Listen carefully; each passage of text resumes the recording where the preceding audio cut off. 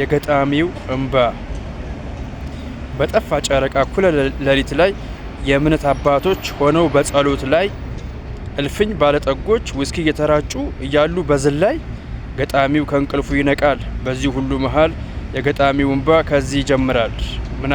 በምናቡ የሳላት ገና በለጋ እድሜዋ ሕይወቷ የተፈተነ አንዲት ጎስቋላ ልጅ አካሏ የመነነ ከሴተኛ ዳሪ ተወልዳ ያደገች በልጅነት ጣዕምን በቅጡ ያላየች በእልፍኝ ሰካራሞች ተደፍራ የኖረች ያን ቀን ይጀምራል ሴተኛ ዳሪነቷ።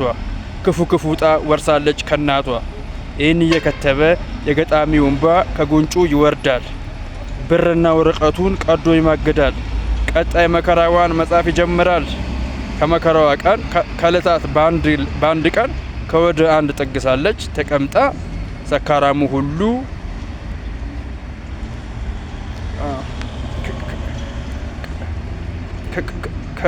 ከወደ አንድ ጥግ ሳለች ተቀምጣ ሰካራሙ ሁሉ ይጎነትላታል። በገባ በወጣ ሰዓቱ ይጓዛል 5 6 7 እያለ ገጣሚው አሁንም እንባውን ይዘራል። ከብሶት ማስፈሪያው ከነጭ ወረቀቱ በዚህ ሁሉ መሃል ይነጉዳል ሌሊቱ። ምናቡን ይከትባል አልቦዘነም ጣቱ።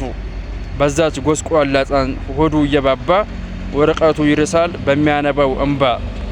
ገጣሚው ይከትባል ከምናቡ ሸራ ላይ መቼም የአንዲት ሴት ታሪክ ነው ሳለን ኢትዮጵያ ላይ